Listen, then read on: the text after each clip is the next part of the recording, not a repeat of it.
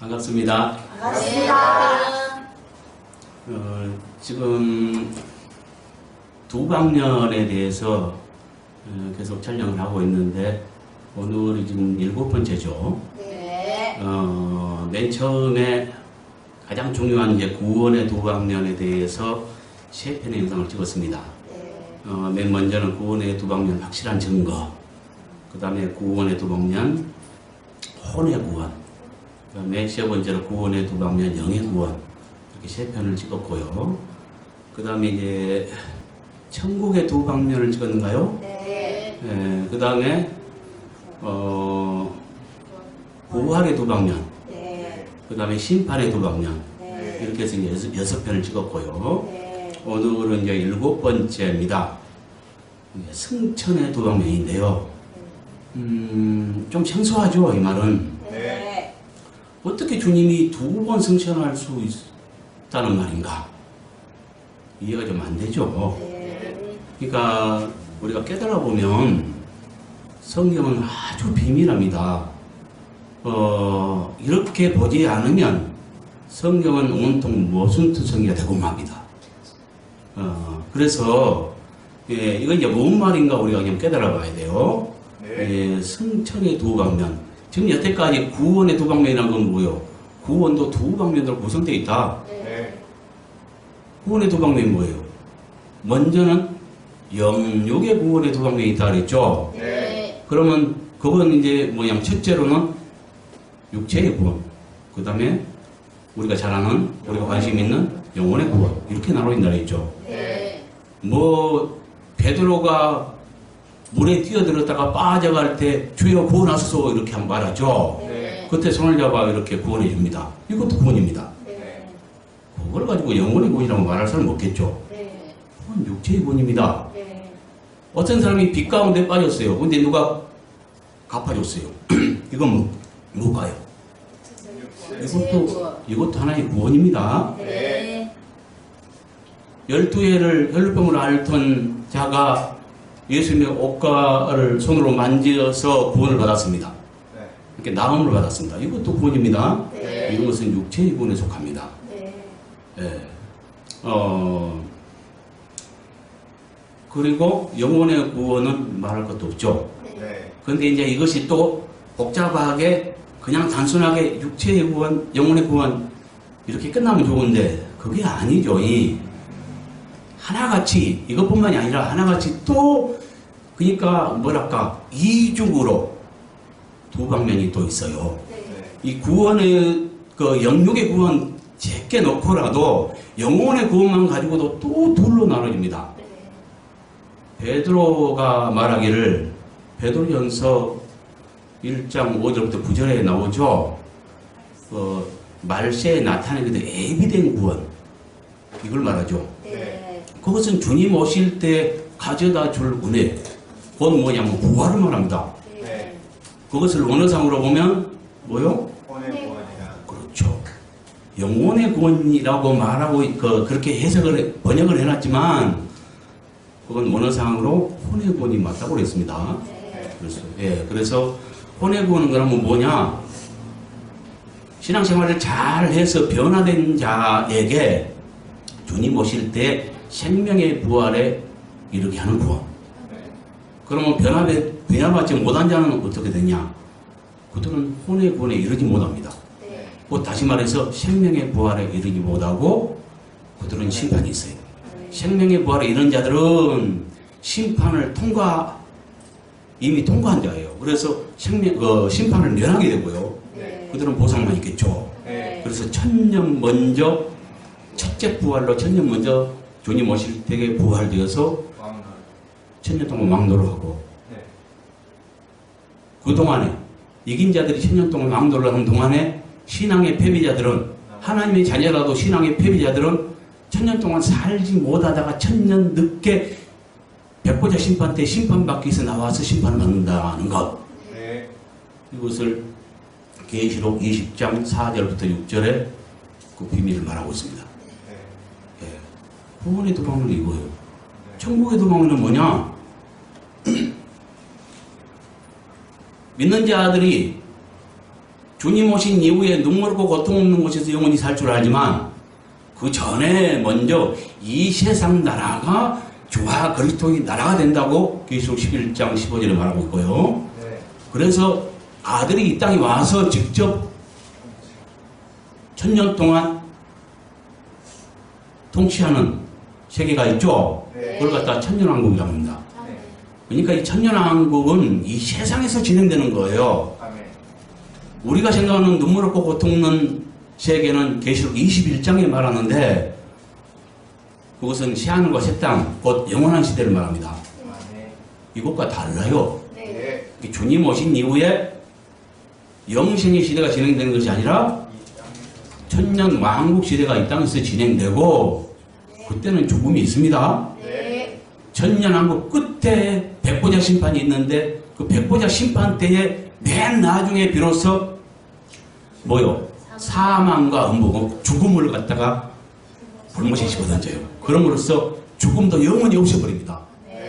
그러므로 그러니까 뭡니까? 두 천국이 있는데 이 땅에서 진행될 천년왕국 시대는 아들이 통치하고 그때는 죽음이 있어요. 그러나 천년왕국 이후에 영원한 세계는 어때요?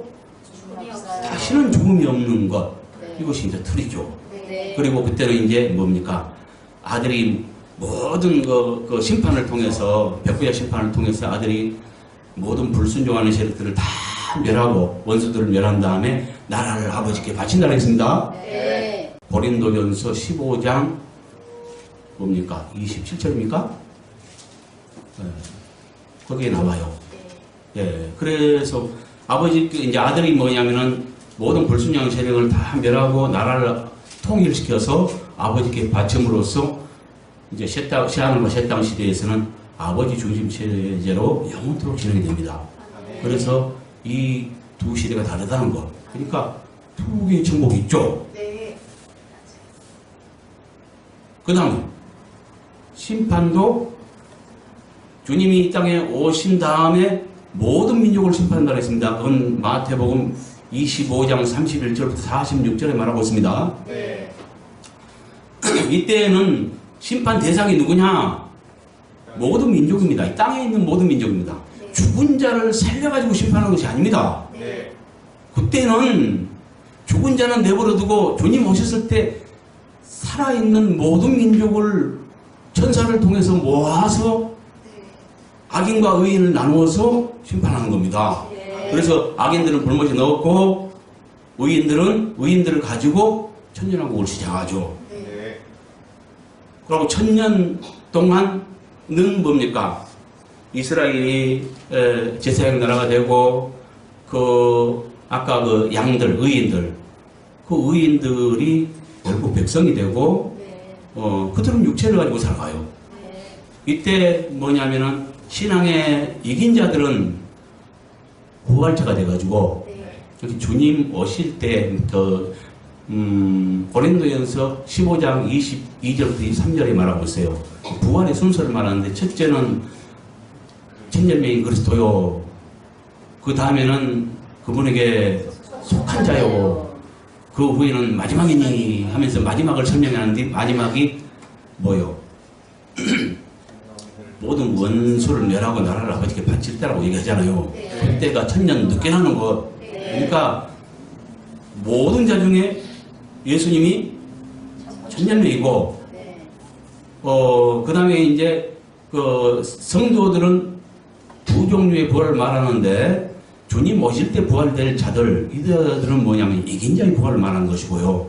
그 다음은 나중이니 이것은 계시록 20장 4절부터 6절에 다시 설명하고 있습니다. 그 두 개를 짝을 맞춰보면 두 종류의 신앙인들은 이긴 자와 패배자가 있는데 이긴 자들은 뭐요? 주님 오실 때 부활되는 생명의 부활을 이룰 자를 말하는 것이고 그러면 생명의 부활로 이뤄서 뭐하냐? 천년왕국 때 천년 동안 주님과 함께 왕노를 해요. 이긴 자들이 천년 동안 왕노를 할 동안에 사단은 천년 동안 갇혀놨다가 천년 끝에 반드시 그 나라 백성을 시험에 여기서 다시 나와요. 그러니까 천년왕국이 있죠. 그리고 패배자들은 어째요? 천년 동안 살지 못하다가 천년 끝에 심판을 받는다고 했습니다. 네. 예. 그들 이렇게 부활된다 했는데 그것은 심판의 부활을 말합니다. 그때 그러니까 천년 늦게 왜 그때 부활되느냐? 그때가 어느 시기냐? 천년 끝에 백보자 심판이 있거든요. 네. 그 백보자 심판 때 심판받기에서 나오는 거예요. 천년 늦게 부활되는 자들은. 네. 그러니까 두 종류의 사람이 있는데 이긴 자와 패배자는 부활이 얼마나 차이가 나요? 천년. 천년 차이가 나잖아. 네. 그러니까 천년한 거 부인할 수 없죠. 네. 천년왕국이 반드시 존재하고 천년왕국 전후에 각각 한 번씩 심판이 있습니다. 주님 막 오시자마자 모든 민족, 살아있는 모든 민족을 심판해요. 그걸 그래서 사한자 심판 또는 모든 민족 심판 이렇게 말합니다. 천년 끝에는 백보자 심판 또는 그때는 이제 죽은 자 심판입니다. 대상이 다릅니다. 네. 아까는 사한자 심판이었고요. 주님 오신 이후에 천년 동안 왕노를 한 다음에 천년 끝에 백보자 심판이 있는데 그때는 모든 죽은 자 심판한다니까요. 네. 두 종류의 심판이 있죠. 네. 그러면 심판도 두 방면을 말하네요. 네. 아까 구원도 두 방면, 천국도 두 방면, 심판도 두 방면, 다 두 방면을 말하네요. 네. 이것이 비밀입니다. 성경은 이걸 말합니다. 그러나 하나는 공개하고 하나는 은밀하게 감춰놨습니다. 이 감춰진 것을 갖다가 알기 위해서는 영의 눈을 떠야 되고요. 그 다음에 성경이 서로 짝을 맞출 때 풀어집니다. 여호와께서 이를 명하셨나니 서로 짝을 맞출 때 풀어진다고 말하고 있어요. 네. 이거 성경 푸는 방법인 것입니다. 네. 그래서 모든 게 두 방면으로 말하듯이 승천도 둘로 말하더라는 거예요. 승천뿐만이 아닙니다. 이제 이 다음 시간에는 뭘 할 것이냐면은 주님이 막지만 않으면 성령의 두 방면을 말할 겁니다. 성령도 두 방면을 말하고 있어요. 우리 위에 임한 성령, 우리 속에 임한 성령 이게 다릅니다. 원어상으로 보면 분명하게 나눠집니다. 누가가 쓴 누가복음이나 누가복음 후서와 같은 사도행전이나 여기는 뭐예요? 위에 임한 성령을 말합니다. 네. 요한이 말하는 성령은 우리 속에 임한 성령을 말합니다. 네. 그럼 속에 임한 성령은 뭔 역할을 하냐? 우리를 성전되게 해요. 성전되게 해서 열매 맺게 해요. 거룩하게 해요. 아멘. 근데 위에 임한 성령은 뭐냐? 증인되게 합니다. 증인되게 해요. 아멘. 둘 다 중요합니다. 네. 둘 다 중요한데 겉에 임한 그러니까 은사와 능력은 위에 임한 성령으로 비롯된 것입니다. 네. 그와 관계된 것입니다. 열매는 성령의 열매 맺는 것은 우리 속에 임한 성령과 관계된 것입니다. 이것이 분명히 나눠진다는 거죠. 네. 주님이 우리 안에 성령으로 오셔서 아버지와 아들이 함께 성령으로 온다 했습니다. 함께 오신다 했습니다. 복수로 쓰여 있습니다. 요한복음 14장 21절부터 23절에 보면은 아버지와 아들이 함께 오십니다. 네. 성령으로 함께 와서 우리 속에 우리를 집삼아 사시면서 열매 맺는 거예요. 네. 그러니까 열매는 뭐예요? 우리 속에 내주하시는 성령을 통해서 열매 맺는 겁니다. 네. 근데 우리 위에 임한 성령은 뭐예요? 원사와 능력으로 임하는 겁니다. 그것은 뭐냐? 남의 생명을 이해하고 복음, 증거를 위해서, 그러니까 복음을 보다 효과적으로 증거하기 위해서 필요한 것입니다. 그러니까 둘 다 필요하죠. 네. 그러나 더 중요한 것은 뭐냐? 위에 임한 성령이 아니고요. 우리 속에 임재한 성령이 더 중요하다는 걸 깨달아야 합니다. 네. 사람들은 뭘 중요시 여기냐? 위에 임한 성령으로 말미암아 나타나는 역사, 은사와 능력이 화려하니까 그걸 쫓아가요. 근데 그거는 잘못 쓰면은 어린아이에게 칼을 준 것 같아요. 굉장히 위험한 것이 될 수 있어요. 잘 쓰면 아주 유용한 도구인데 잘못 쓰면 우쭐에 있어서 높아져가지고 망해버립니다. 근데 사람들은 그것이 좋다고 쫓아가요. 더 중요한 건 열매 맺는 것. 속에 임재하신 주님을 모시고 우리가 거룩한 성전 되어서 장성한 그 분량에 이르도록 자라가는 것. 이것이 중요하다는 거죠. 네. 항상 사람들은 나타나는 예행을 쫓고 화려함을 쫓아요. 그러나 비밀은 반대에 있다는 것. 이것은 나중에 다음 시간에 증거할 겁니다. 오늘은 뭐요? 성천의 두 방면. 첫째로는 은밀한 성천이 있고요. 또 하나는 공개적인 성천이 있습니다. 우리가 우리 모두가 믿는 자들이 다 아는 것은 공개적인 성천이죠. 네. 이건 어렵지 않습니다. 사도행전에 기록되어 있죠. 성령의 임함이 불이 같이 갈라지면서 성령 강림이 일어났잖아요. 그 사도행전에 기록되어 있는데 그것은 어렵지 않다는 거죠. 근데 무엇이 어렵냐? 은밀한 성천이 어렵죠. 항상 은밀한 방면은 어렵습니다. 뭘 말하는가 한번 볼까요? 네. 자, 요한복음 20장을 봅니다. 안식 후 첫날 일찍이 아직 어두울 때 막달라 마리아가 무덤에 와서 돌이 무덤에서 옮겨진 것을 보고 시몬 베드로와 예수께서 사랑하시던 그 다른 제자에게 달려가서 말하되 사람들이 주님을 무덤에서 가지다가 어디 뒀는지 우리가 알지 못하겠다 하니 베드로와 그 다른 제자가 나가서 무덤으로 갈새 둘이 같이 다름질하더니 그 다른 제자가 베드로보다 더 빨리 달려가서 먼저 무덤에 이르러 구부려 세마포 놓인 것을 보았으나 들어가지는 아니하였더니. 지금 뭘 말하냐면 안식 후 첫날 막달라 마리아가 뭡니까? 이 돌아가신 예수님 이제 그 향품 갖다가 시체에 좀 발라주고 이렇게 이제 마지막 가시는 주님을 갖다가 이제 향유 발라서 이렇게 보내려고 이제 그렇게 생각을 했겠죠. 이들은 아직 부활을 믿지 못했습니다. 그래서 이제 막달라 마리아가 새벽같이 와가지고 와서 보니까 뭐죠? 돌이 옮겨졌어요. 무덤에 이렇게 큰 돌로 이렇게 딱 막아놨는데 그것이 옮겨졌어요. 네. 그래서 이제 깜짝 놀라서 뭐요? 시몬 베드로와 그 예수께서 사랑하신 다른 제자 이렇게 했는데 이는 누구냐면 이 요한 복음을 썼던 요한을 말합니다. 항상 그 예수님 품에 이렇게 누워 있기도 하고 그랬었죠. 네. 그 저자를 말합니다. 그래서 그에게 알렸어요, 둘에게. 그러니까 이제 뭡니까? 베드로와 그 다른 제자가 무덤으로 갔는데 누가 먼저 달려왔어요? 요한이 달리기를 더 잘했던 모양이에요. 네. 그렇죠? 네. 물론 사랑하는 마음이 더 크기도 했겠지만, 그래서 먼저 달려왔는데 무덤에 들어가진 않았어요. 네. 이렇게 뭘 말해요? 겁쓴다만 했던 모양이에요. 그렇죠? 네. 예. 베드로보다 먼저 달려왔는데 들어가기는 누가 먼저 들어갔어요?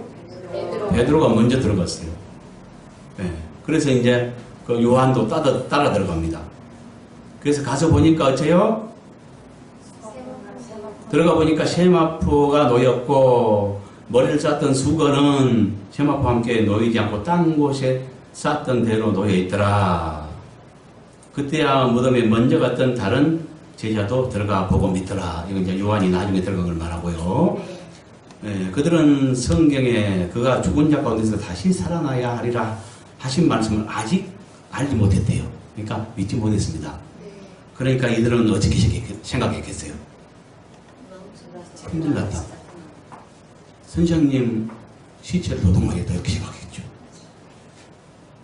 주님이 원하는 것은요, 부활신앙을 믿기를 원했어요. 근데 이들은 아직 믿지 못하고 있네요. 요한이라도 믿지 못했어요.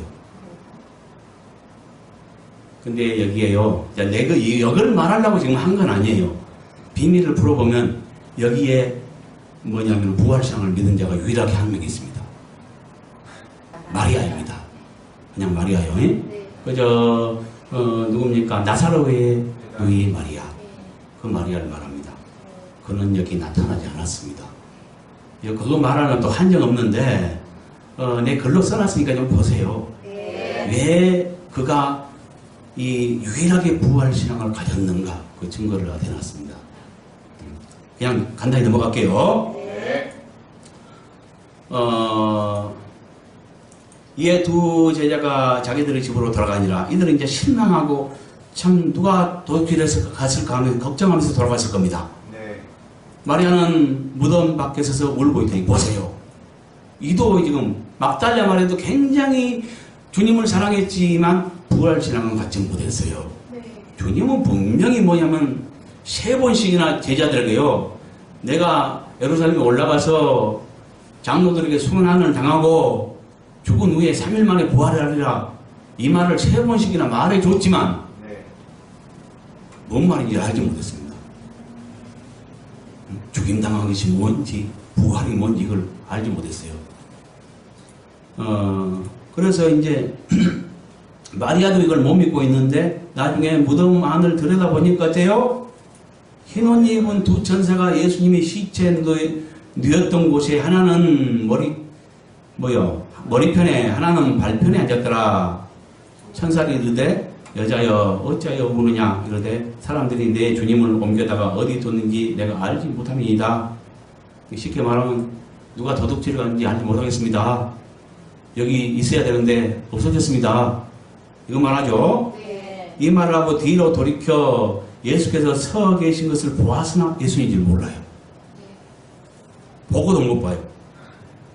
예수께서 이르실 때 여자여 어찌하여 울며 누구를 찾느냐 하시니 마리아는 그가 동산직인 줄 알고 이르되 주여 당신이 옮겨가거든 어디 뒀는지 내게 이루소서. 그러면 내가 가져가리다. 지금 시체 처리할 것만 지금 고민하고 있는 거예요. 고정관념이라는 게 이렇습니다. 주님은 분명히 내 눈으로 봤는데 돌아가셨어. 그러면 살아있는 모습은 주님일 수 없어. 이 고정관념이 형성되어 있기 때문에 봐도 못 봅니다. 우리 고정관념이라는 건 이래요. 그러니까 어떤 것이 그 말씀이야 하고 오해를 했어도 옳은 걸 말해도 오해하고 있는 거 이것만 고수하고 있지 마음 닫고 들을 줄 몰라요. 예수께서 마리아야 하거늘 마리아가 돌이켜 히브리 말로 라보니 하니 이는 선생님이라 이라는 말이라. 예수께서 이르되 나를 붙들지 말라. 내가 아직 아버지께로 올라가지 아니하였노라. 너는 내 형제들에게 가서 이르되 내가 내 아버지 곧 너희 아버지 내 하나님 곧 너희 하나님께로 올라간다 하라 하시니 막달라 마리아가 가서 제자들에게 내가 주를 보았다 하고 또 주께서 자기에게 이렇게 말씀하셨다 이러니라. 뭐라 그랬어요? 예수께서 막달라 마리아에게 뭐라 했어요? 내가 네가 아버지께로 올라가지 아니하였노라. 지금 어떤 상황이냐면 예수님을 몰라봤는데 예수님께서 뭐라 그래요?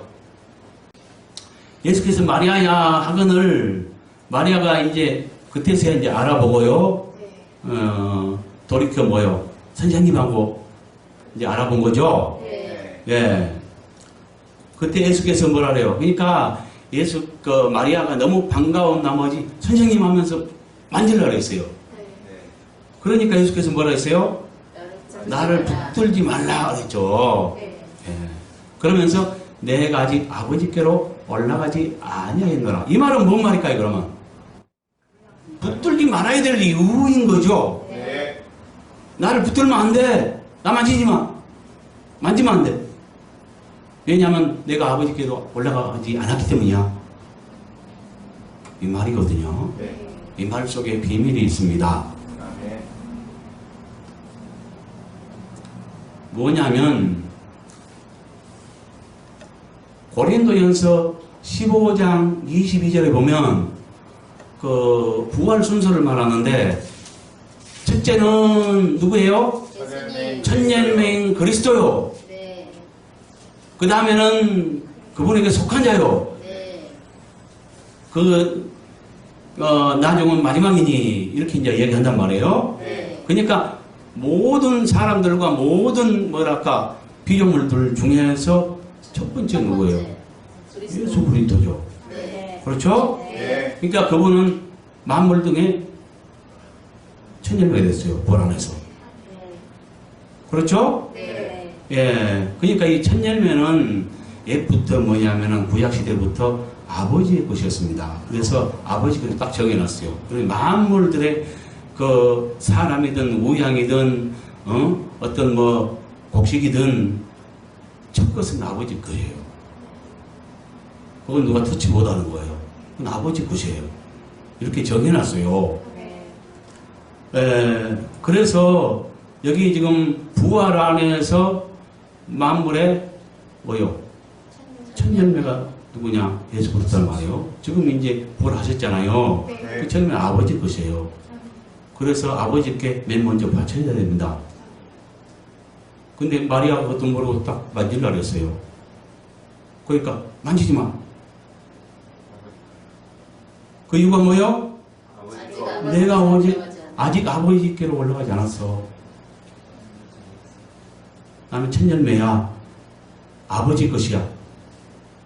아버지께 바쳐지기 전에는 아무도 나 터치하면 안 돼. 이런 말과 같거든요.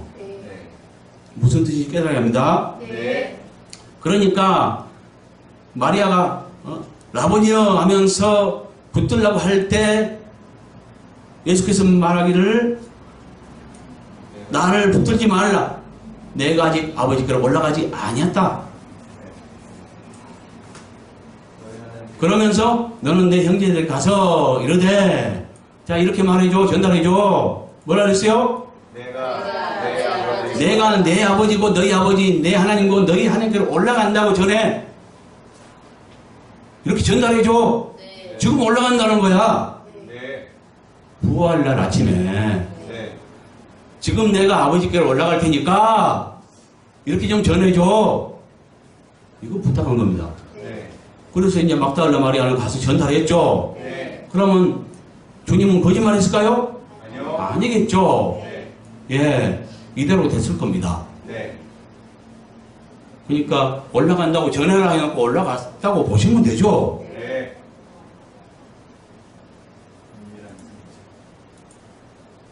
그래서 부활날 아침에 은밀하게 천열매로서 아버지 것이니까 아버지께 천열매로 바쳐졌다고 보셔야 됩니다. 그러니까 만지지 못하게 한 이유를 알겠죠. 근데요 밑에 보면 또 달라요.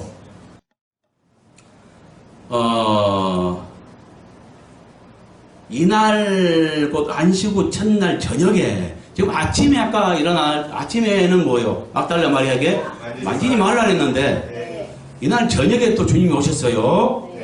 예, 그 제자들이 유대인들을 두려워요. 모인 곳의 문들을 닫았더니 문을 닫아놨는데 쑥 들어왔어요. 그러니까 이제 뭡니까? 부활체는 여호와 살은 있습니다. 피만 없습니다. 여호와 살은 있는데 부활체는 뭡니까? 이 벽 같은 걸 통과해요. 그런 걸 알 수 있겠죠?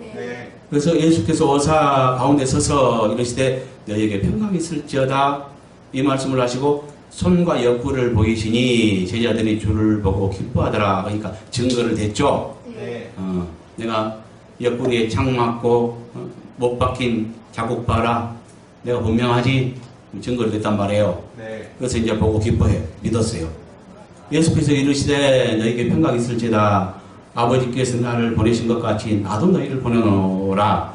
이 말씀을 하시고 저희를 향하여 행하사 숨을 내쉬며 이르시되 성령을 받으라. 성령을 받으라. 너희가 누구의 죄든지 사하면 사하게 것이요. 어떻게 하면? 성령 받은 자가 성령을 받은 자가 죄를 사하면 사할 것이요. 그 말이죠? 누군지 죄를 그대로 지면 그대로 있으리라. 이게 성령 받은 자의 특권이에요. 여기에 대해서 또 이렇게 말하면 그럼 우리 모두가 죄 사하면 다 사해지네? 이제 이렇게 또 말할 수 있어요. 근데 모든 게 두 방면으로 말한다 그랬습니다. 여기에서도 말하는 성령은 모든 믿는 자가 받는 성령을 말하지 않습니다. 아멘. 성령의 인침도 둘로 말합니다. 주라 시인하는 것은 성령으로 말미암지 않고는 할 수 없다고 했습니다. 그러면 주를 믿어지고 주가 믿어지고 주를 부르게 되고 이런 자는 하나님의 자녀된 자는 기본적으로 다 합니다. 그렇죠? 네. 그러니까 믿을 때 받는 성령이 있고요. 네. 그래서 그 성령으로 말미암아 믿어져요. 아멘. 이건 일반적으로 모두에게 나타나는 현상이고요. 요한복음 14장 21절부터 23절에 보면 하나님을 사랑하는 방법을 말해줍니다. 네. 뭐라고 얘기하냐면 나를 사랑하는 자는 내 말을 지키는지 이래요. 뭐라 그랬어요? 사랑하는 자는 계명을 지킨다. 네, 내 계명을 지킨대요. 내 말을 지킨대요. 그러면 뭐요? 사랑의 조건은 계명을 지키는 것. 계명을 안 지키는 자는 하나님의 말씀을 안 지키는 자는 사랑치 않은 거예요. 그럼 사랑하는 방법은 뭐예요? 말씀을 지키는 거라니까요. 아멘. 나를 사랑하는 자는 내 말을 지키리니 내가 아버지께 사랑받을 것이요 우리가 저에게 와서 그 우리는 아버지와 아들을 포함합니다. 우리가 저에게 와서 거처를 저와 함께하리라 이렇게 말해요. 그러니까 성전 삼겠다. 내 말을 지키는 자, 내 말을 지키는 내 제자, 그는 나를 사랑하는 자니 나를 사랑함으로 내 말을 지키는 자는 내가 그를 성전 삼고 그 속에 살겠다. 이렇게 말해준 거예요. 근데 24절은 뭐예요? 나를 사랑치 않는 자는 내 말을 지키지 않는다 그랬습니다. 그러니까 말로 사랑합니다. 주님 사랑합니다. 예처대도 거의 사랑이 아닌 거예요. 진짜 사랑하는 자는 계명을 지키는 것입니다. 그 계명은 뭐예요? 아버지 사랑, 형제 사랑이 그거예요. 이것도 말하니까 구약이 10계명 찾아보고 그러지 마세요. 그걸 다 포함한 말이 둘로 말할 수 있어요. 간단하게 하나님 사랑, 형제 사랑인 거예요. 그 속에 포함되어 있어요. 네. 그러니까 하나님의 사랑을 실천하되 얼마나 어떻게? 온 힘을 다해서 힘을 다해서 목숨을 다해서 주를 사랑을 해요. 아멘. 그 다음에 이웃을 내 몸과 같이. 내 몸같이. 자기 몸통이 아프면 못 견디고 막 병원도 가고 어디 가고 난리시죠? 남 아프면 약 사 먹어 이라고 말잖아. 그런 건 사랑이 아니에요. 그러니까 내 몸같이 살아가라니까 그게 뭔 말인지 깨달아야 돼요. 아멘. 내가 받으면 좋잖아요. 네. 똑같이 적용하라는 거예요. 네.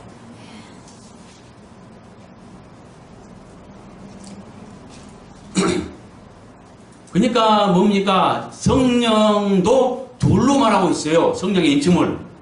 믿고 자녀될 때 성령의 인침을 일단 받아요.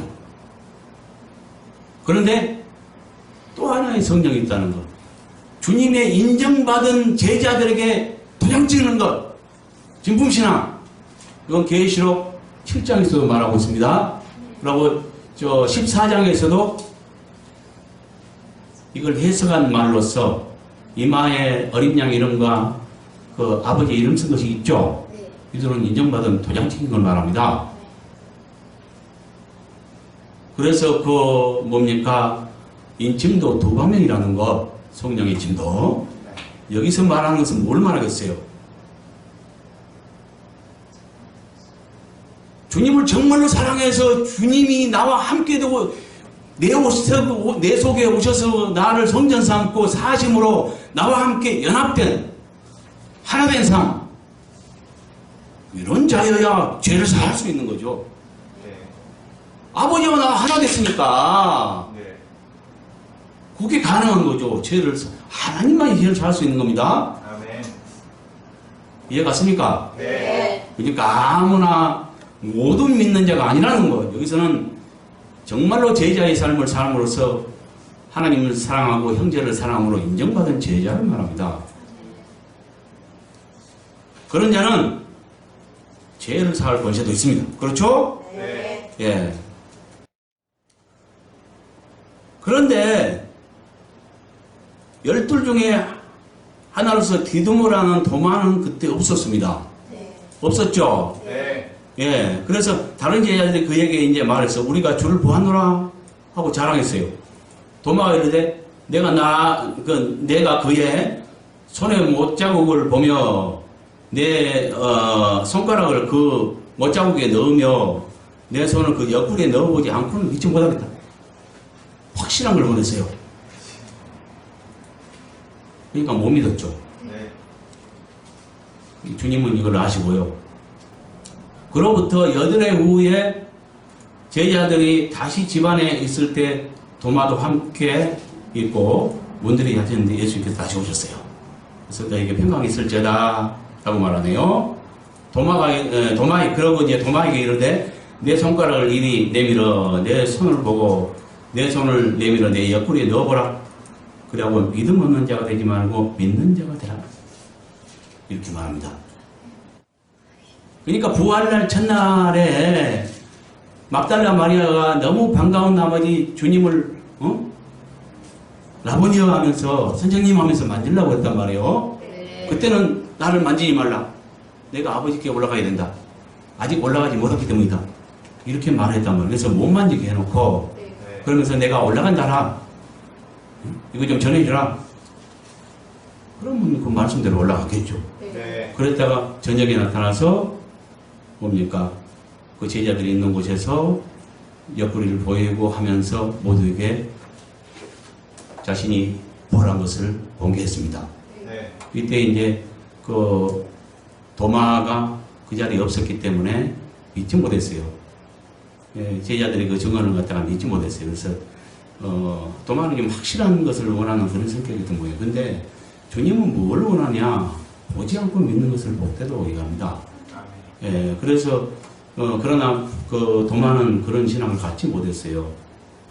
그래서 이제 그 도마에게 말하기를 내 손가락을 이리 내밀어 내 손을 보고 내 손을 내밀어 내 옆구리에 넣어보라. 만져봐라. 그러고 믿음 없는 자가 되지 말고 믿는 자가 되라. 이제 이렇게 말했죠. 네.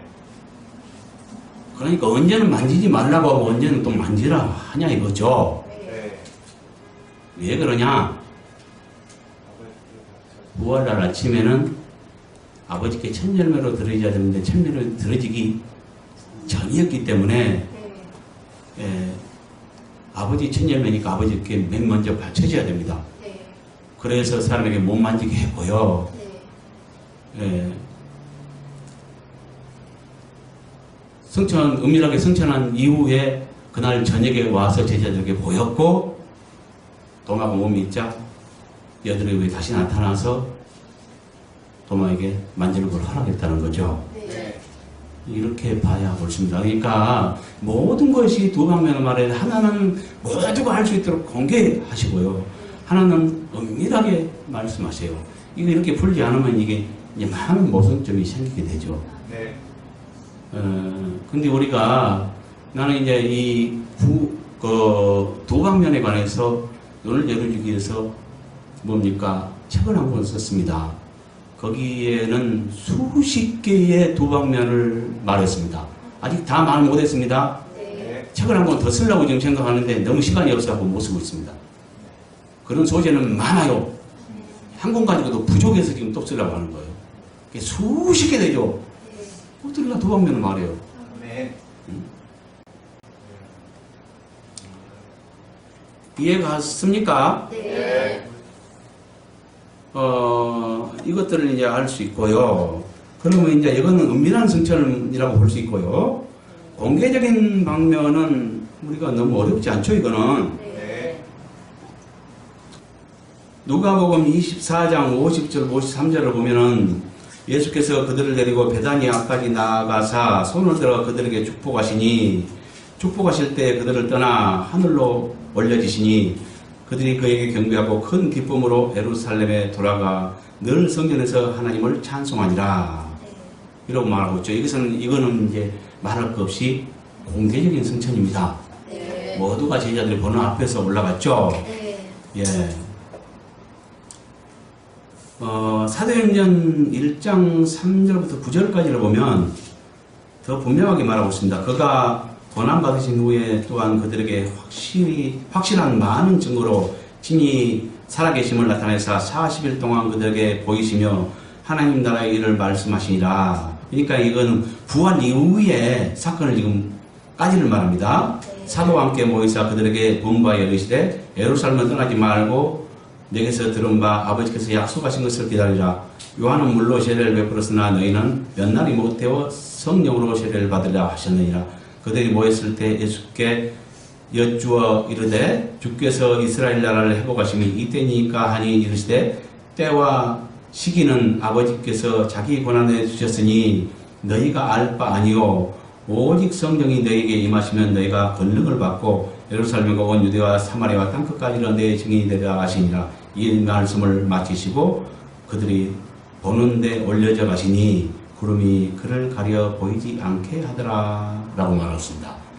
그러니까 이렇게 보면 승천의 두 방면을 우리가 알 수 있고요. 네. 부활날 아침에는 아버지의 첫 열매로서, 아버지께 속한 아버지의 첫 열매로서 은밀하게 그날 아침에 승천해서 아버지가 올라가신 이후에 그날 저녁에 다시 오셨다는 것.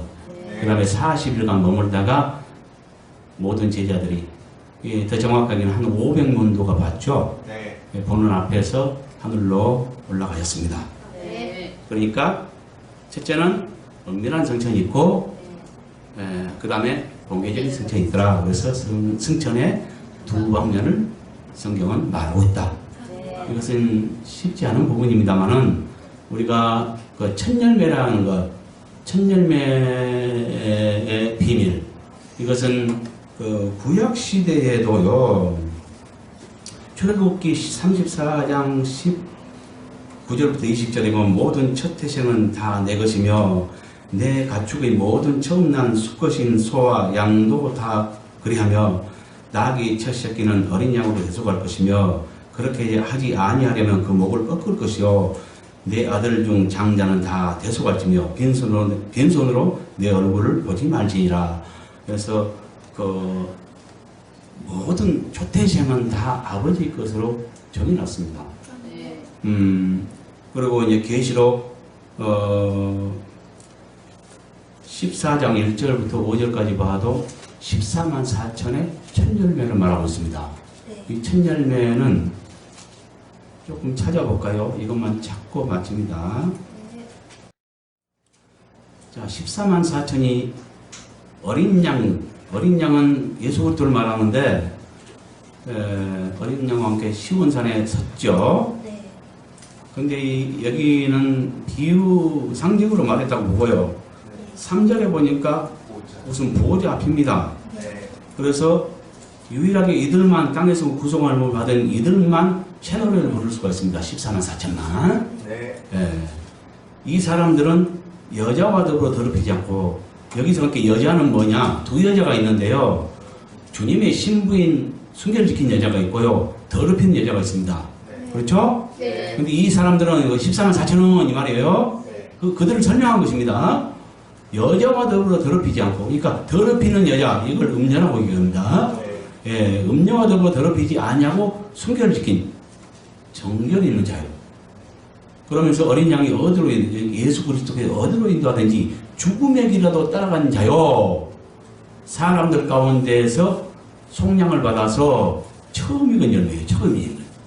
이들이 바로 처음 익은 열매예요. 근데 이것을 갖다가 14만 4천 이들이 이거 상징으로 봐가지고 모든 믿는 자다. 이렇게 지금 풀고 있는데 이것은 잘못된 것입니다. 왜냐하면 여기서는 분명히 이들을 첫 열매라고 말하고 있어요. 첫 열매를 깨달아야 합니다. 아멘.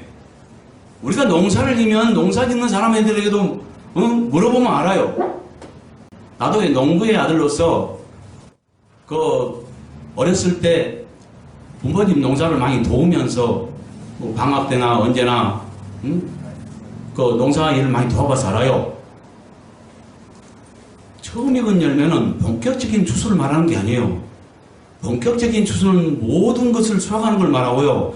처음 익은 열매는 그 중에 맨 먼저 익은 곡식을 갖다가 첫 열매라고 하는 거예요. 그건 소수일 수밖에 없는 겁니다. 네. 계시록 14장은 둘로 말하는데 두 열매를 말하고 있어요. 네. 두 알곡들을 주수를 말하는데 14절부터 16절까지는 익은 곡식 주수, 이거의 본격적인 주수고요. 네. 1절부터 4절까지, 5절까지는 첫 열매 주수를 말하는 거예요. 네. 이 둘을 말하고 있다는 거, 두 알곡들. 그 중에 첫 열매는 만물, 쉽게 말하면 큰아들. 큰아들이 많을 수 없죠. 이거 같은 걸 말합니다. 장자꿈 가진 자. 이들이 복을 말해요. 네. 그래서 첫 열매로 하나님과 어린 양에 속한 자들이 첫 열매로 속한 자요. 이긴 자는 모두 주님께 속한 것입니다. 네. 고린도전서 15장 22절 23절에 보면은 주님 오실 때, 주님 강림하실 때에 부활된 자들, 그걸 첫째 부활이라고 계시록 4절에서는 이야기합니다. 4절부터 6절까지는. 네. 그 첫째 부활에 참여하는 자들은 다 이긴 자들이에요. 그들이 상속받을 자이고 생명기 부활에 이른 자예요. 그들을 다 주님께 속한 자예요. 그런데 속한 자가 두 종류가 있습니다. 익은 곡식으로 속한 자가 있고 첫 열매로 속한 자가 있다는 깨달아요. 여기서는 뭐예요? 처음 익은 열매로 아버지와 어린 양에 속한 자를 말합니다. 이들의 이마는 도장이 찍혀 있습니다. 지금 봅시다. 그래서 이름이 쓰여 있어요. 계시록 7장에서는 동방에서 하나님의 도장을 가지고 나와서 막 찍죠. 14만 4천에게. 네. 근데 그건 상징으로 말하고 있습니다. 어쨌든 14만 4천에게 찍습니다. 근데 여기서는 도장이 찍혀 있는 이름을 해석해 주죠. 네. 아버지와 어린 양 이름이 써졌대야. 그건 뭐예요? 7장에서 찍은 도장을 말하죠. 네. 이들은 입에 거짓말 없고 흠이 없는 자와 함께 온전한 구원을 받은 자들 말합니다. 이 온전한 구원은 뭐야? 차원이 다르죠.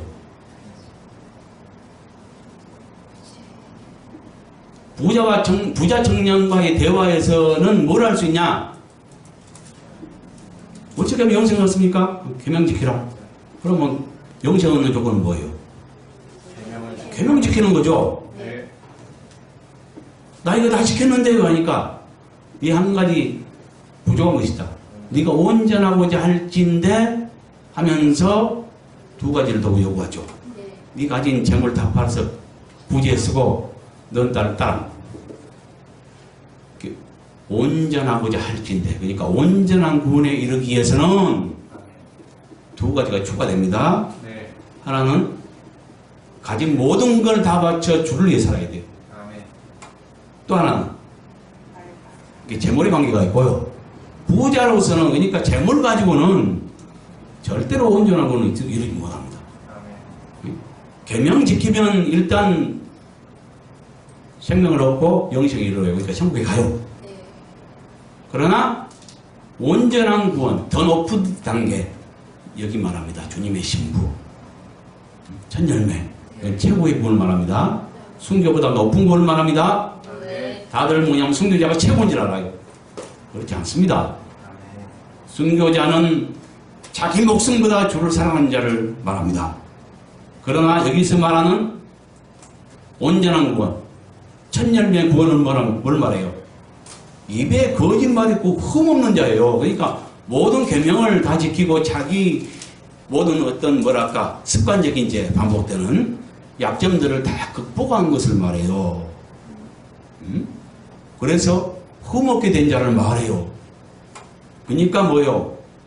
아까 어린 양이 어디로 인도하든지 따라가는 자, 이건 뭐냐면은 그 12제자를 십자가 앞에서 시험했듯이 목숨보다 주를 사랑하는 걸 반드시 시험하거든요. 아멘.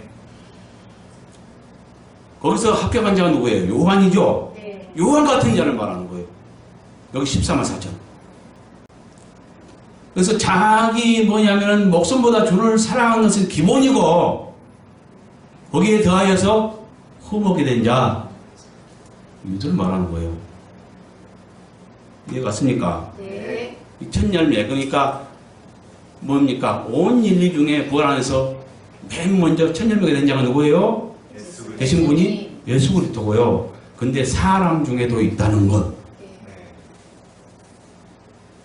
맞죠? 네. 예. 그래서 이거는 그 신열매에 대해서는 조금 이따 할 겁니다. 조금 있다가 성령의 두 방면 역사 이거 한 다음에 그 다음에 이제 우리가 원래 하던 대로 잠시 중단을 했는데 계시록 14장 부터 다시 동영상을 찍게 될 거예요. 네. 그때 14장에 가서 자세하게 말씀을 다시 드리겠습니다. 네. 예. 그래서 그 승천의 두 방면 알겠죠? 네. 첫째는 은밀한 승천이 있었다는 거. 그 다음에 모두가 보는 앞에서 올라가는 거. 이것은 공개적인 승천은 어렵지 않죠. 네. 이해 갔습니까? 네. 네, 수고하셨습니다.